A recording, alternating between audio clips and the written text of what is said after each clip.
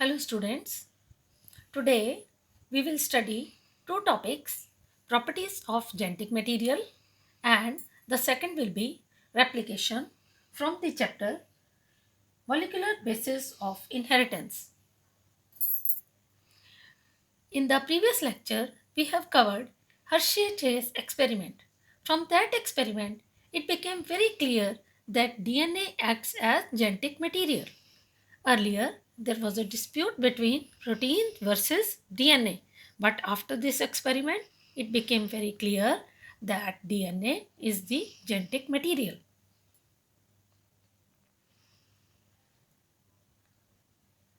However, in some viruses, RNA is the genetic material. For example, TMV, tobacco mosaic virus, and some bacteriophages. They have RNA. Answer to some of the questions such as why DNA is the predominant genetic material, whereas RNA performs dynamic functions of messenger and adapter, has to be found from the differences between the chemical structures of the two nucleic acid molecules. Why DNA is more predominant, it will be very clear when we compare the chemical nature of the DNA and RNA. First of all, what should be the properties for any molecule to act as genetic material? A molecule that can act as genetic material must fulfill the following criteria. Number 1, it should be able to generate its replica, means the property of replication. Number 2, it should chemically and structurally be stable. Such a molecule should be stable. Third, it should provide the scope of slow changes, mutation that are required for evolution, means it can incorporate slight variations. Next point is it should be able to express itself in the form of Mendelian characters, like that molecule can be expressed, the genes can be expressed and character can be seen. Now, the genetic material should be stable enough not to change with different stages of life cycle, age, or with change in the physiology of the organism. For the stability, as we were dealing, that DNA has such properties, it is very much clear that that stability should not vary with life cycle, age, or with change in the physiology of the organism. Stability as one of the properties of genetic material was very evident in Griffith's transforming principle itself, that heat which killed the bacteria at least did not destroy some of the properties of genetic material. This now can easily be explained in light of the DNA that two strands being complementary if separated by heating come together. Now we have a further proof of the Griffith's experiment that DNA does not change its property, that when the two complementary strands are separated by heating, they get separated by heating, they can come together when appropriate conditions are provided. It means it keeps its properties intact. It indicates towards stability. Further, 2' OH group present at every nucleotide in RNA is a reactive group. Means this is the group, functional group, which makes RNA reactive and makes RNA labile and easily degradable. So these are the facts which relate to the unstable nature of RNA. RNA is also known to be catalytic. Another property of RNA is catalytic, hence reactive. So this is a very important hint why RNA is reactive. Therefore, DNA chemically is less reactive and structurally more stable when compared to RNA. We have compared the two genetic materials, DNA versus RNA, and we have reached up to this that DNA is more stable. Therefore, among the two nucleic acids, the DNA is a better genetic material. Why? Because it shows more stability. It has the property of replication also. It also shows slight mutational changes. It can express also. In fact, the presence of a thymine at the place of uracil also confers additional stability to DNA. We already know that There is thymine and in the DNA and uracil in the RNA. So this presence of thymine also offers stability to the DNA. Both DNA and RNA are able to mutate. In fact, RNA being unstable mutate at a faster rate. RNA shows very sharp changes. Consequently, viruses having RNA genome and having shorter lifespan mutate and evolve faster. So here we come to know about the viruses which have RNA. Our present day problem of the virus which is going on is also pertaining to the RNA behavior. RNA can directly code for the synthesis of proteins, hence can easily express the characters. DNA, however, is dependent upon RNA for synthesis of proteins. The protein synthesizing machinery has evolved around RNA. It means that RNA was the earlier molecule and DNA is the later arisen molecule. The above discussion indicate that both RNA and DNA can function as genetic material, but DNA being more stable is preferred for storage of genetic material. For the transmission of genetic information, RNA is better. RNA is actually intermediate when DNA transcribes messenger RNA and protein is translated. This we come to know later in this chapter. RNA word. Some more features about RNA. RNA was the first genetic material. There is now enough evidence to suggest that essential life processes such as metabolism, translation, splicing, etc. evolved around RNA. This we will study when we will study protein synthesis. RNA used to act as a genetic material as well as a catalyst, but RNA being a catalyst was reactive and hence unstable. Therefore, DNA has evolved from RNA with chemical modifications that make it more stable. So RNA came earlier and DNA became later with more stable properties. DNA being double stranded and having complementary strand further resist changes by evolving a process of repair. DNA has double stranded structure and the two strands are complementary to each other. This makes it more stable. It means it can resist the changes. Our second topic for today is replication. We can see this diagram. These are the parental strands. The two strands are opening and this with the blue shade over here and blue shade over here indicates a new strand is synthesized here, a new strand is synthesized here. This process, when a new strand complementary to the parental is synthesized, is replication. Same, it is replication. In our simple terms, if we want to understand the word replication, it is something like photocopy.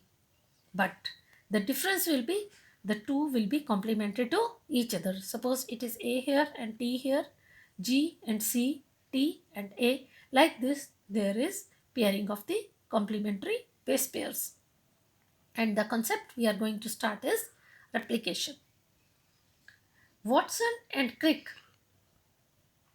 had proposed a scheme for replication of DNA when they had proposed the double helix structure of the DNA. They had also proposed the scheme for replication. The scheme suggested that the two strands would separate and act as a template. Here the two strands have separated. They act as a template for the synthesis of new complementary strands. These are the new complementary strands. After the completion of replication, each DNA molecule would have one parental and one newly synthesized strand. One parental, one newly synthesized strand. This scheme was referred to as semi-conservative DNA replication. So the mode of replication of DNA is called semi-conservative. This word is very important regarding the property of replication. DNA shows replication, but by which mode? The mode is semi-conservative mode, means one parental and one new. Here is a beautiful experimental proof for this semi-conservative nature of replication of DNA. Let us proceed with this experiment. This is the experimental proof. It is now proven that DNA replicates semi-conservatively. It was shown first in E. coli, Escherichia coli, and subsequently in higher organisms. Experiments have been performed at the lower level and also at the higher level, and higher level such as plants and human cells. Matthew Michelson and Franklin Stahl performed the following experiment in 1958.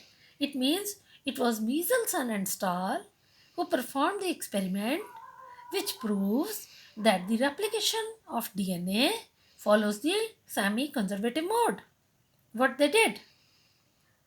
They grew E. coli in a medium containing ammonium chloride. Note that 15 is written over here. It means this nitrogen is heavy isotope of the normal nitrogen, as only nitrogen source for many generations. Means when E. coli is grown for several generations in a medium containing ammonium chloride, and this ammonium chloride is the only source of nitrogen, so whatever chemical molecule is present in E. coli, say DNA, all that nitrogen will be N15 nitrogen.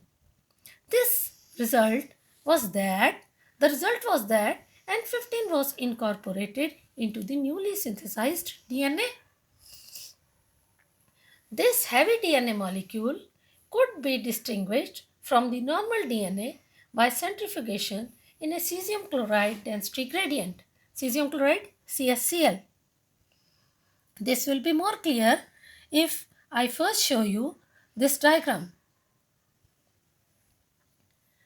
This was N15 DNA of the E. coli. How it happened? When E. coli was grown for several generations in a medium containing ammonium chloride which was rich with N15. So the entire DNA became with the heavy isotope.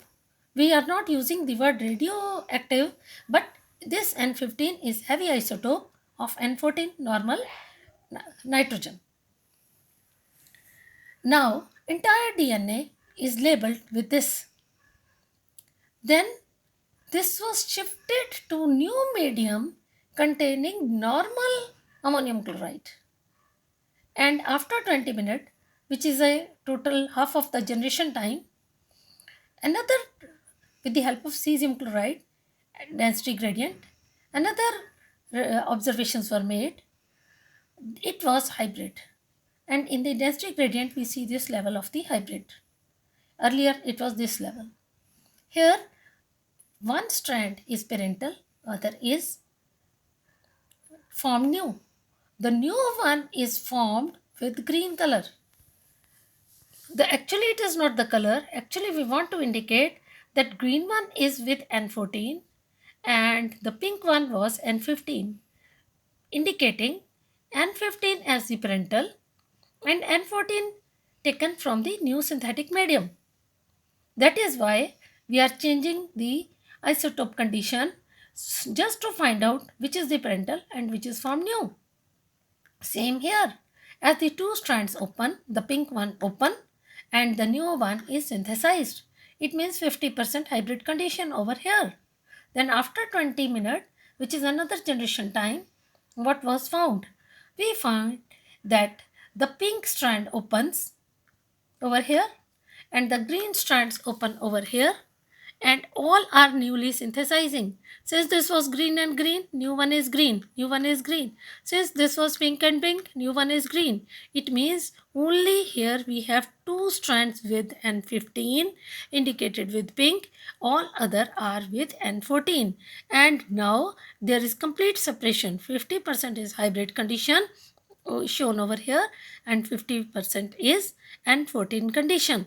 This shows semi-conservative mode of replication, and we continue with the topic. As I had covered the first point, where it was indicated that E. coli were grown in N15 medium. In the second point, it is clear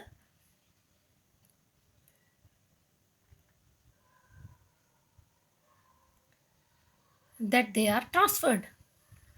Then they transferred the cells into a medium with normal N14 ammonium chloride and took samples at various definite time intervals as the cells multiplied and extracted the DNA that determined as double-stranded helices. The various samples were separated independently on the cesium chloride gradients to measure the densities of DNA. I have already shown you the diagram which with the second condition and showing the hybrid condition of the DNA. Again, this is the diagram. This was the first condition when it was transferred to second medium. And now we are keeping in the second medium only with N14 ammonium chloride. And then this third case, the DNA that was extracted from the culture one generation after the transfer from N15 to N14, that is after 20 minutes, E. coli divides in 20 minutes. See the time, this is 20 minutes, this is 40 minutes. Actually, this is total 40 minutes. The DNA that was extracted from the culture one generation after the transfer from N15 to N14 medium, that is after 20 minutes, E. coli divides in 20 minutes, had a hybrid or intermediate density. DNA extracted from the culture after another generation, that is 40 minutes, second generation, was compared to equal amounts of this hybrid and of light DNA. It was composed of equal amounts of hybrid DNA and of light DNA. It had both the things 50-50. We can see in the diagram, light and hybrid. Now, this experiment was done with E. coli, now with the higher organism. Very similar experiments involving the use of radioactive thymidine to detect distribution of newly synthesized DNA in the chromosomes was performed on Vishya faba by Taylors and colleagues in 1958, almost in the same time. It was Taylor who was performing experiment on Vishya faba, DNA of Vishya faba, which is a faba beans. This experiment proved that DNA in the chromosomes also replicate semi-conservatively. So we have conclusions both from the prokaryotes and both from the eukaryotes. Here in a higher plant Vishya faba and there from the E. coli, that the mode of replication was semi-conservative. There we had used N15 ammonium chloride and here thymidine chemical, radioactive thymidine was used because we want to compare the new and the parental type. In both the cases, the result was semi-conservative mode. Now, we have a second topic. It is also related to replication. It deals with machinery and the enzymes. Means, what are the requirements for the process of replication? I take you to the diagram of the replication further.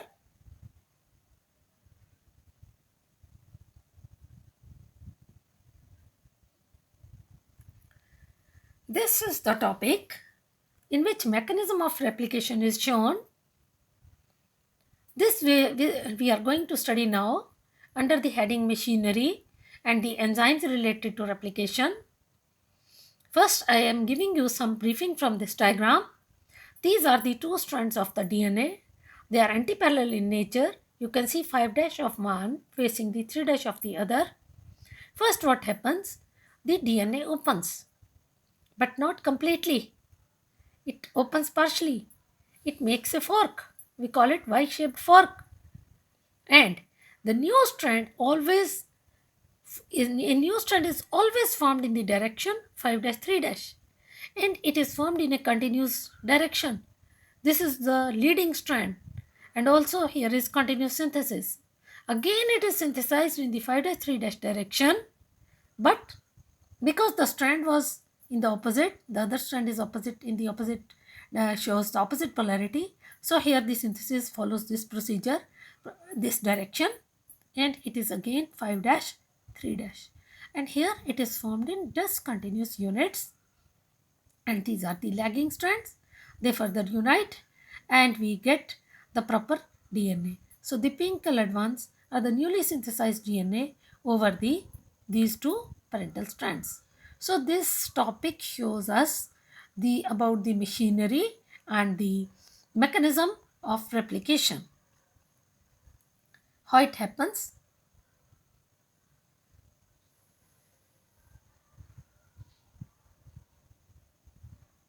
Machinery and the enzymes.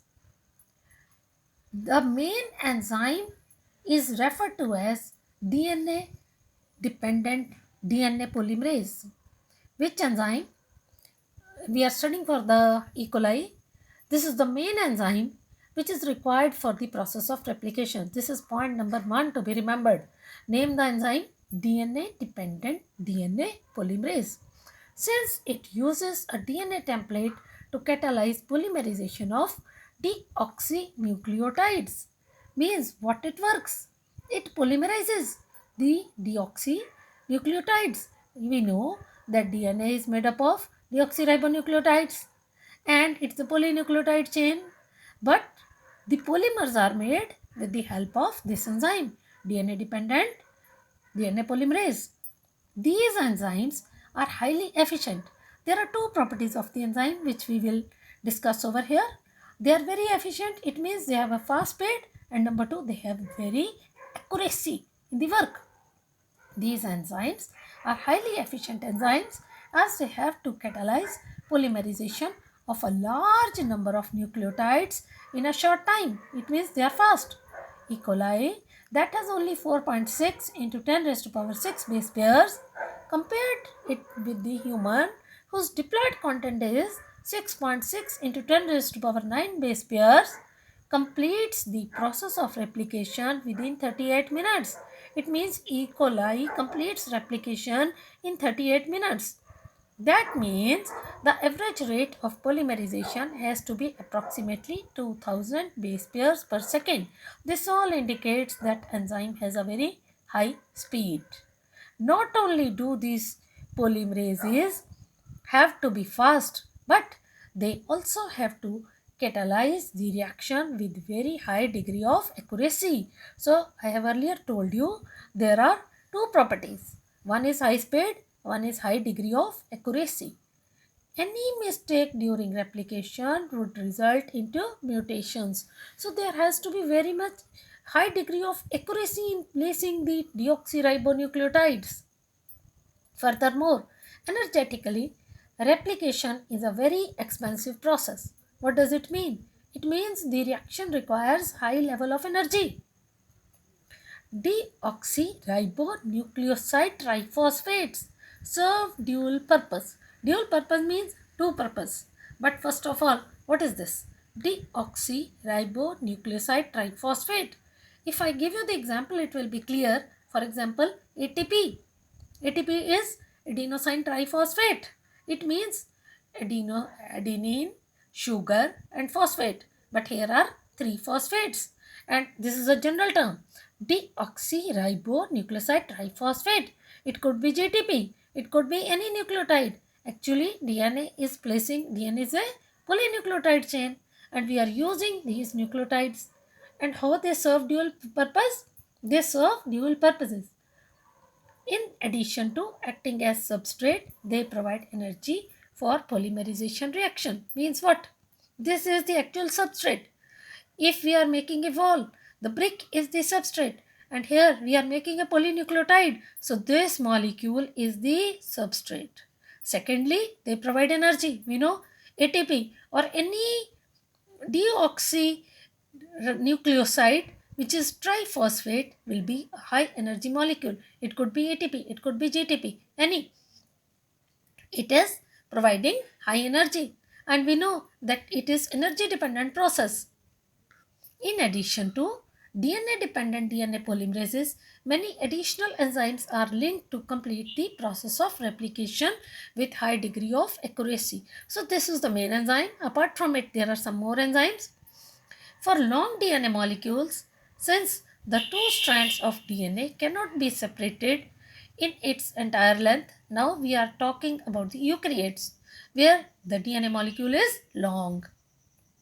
The replication occurs within a small opening of DNA helix. We have right now seen the picture referred to as replication fork. We have already seen a diagram with the Y-shaped fork, and that is referred to as replication fork. The DNA dependent DNA polymerase catalyze polymerization only in one direction, that is 5' to 3', and this creates some additional complications at the replication fork. Consequently, on one strand, the template with polarity 3' 5', the replication is continuous, while on the other strand, the template with polarity 5' 3', it is discontinuous, and the discontinuously synthesized fragments are later joined by the enzyme DNA ligase. We again move to the diagram.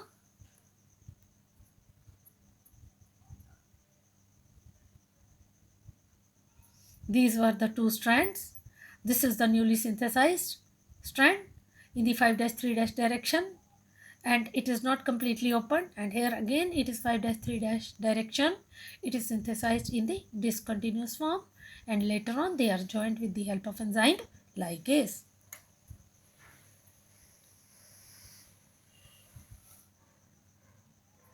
Now the DNA polymerases on their own cannot initiate the process of replication.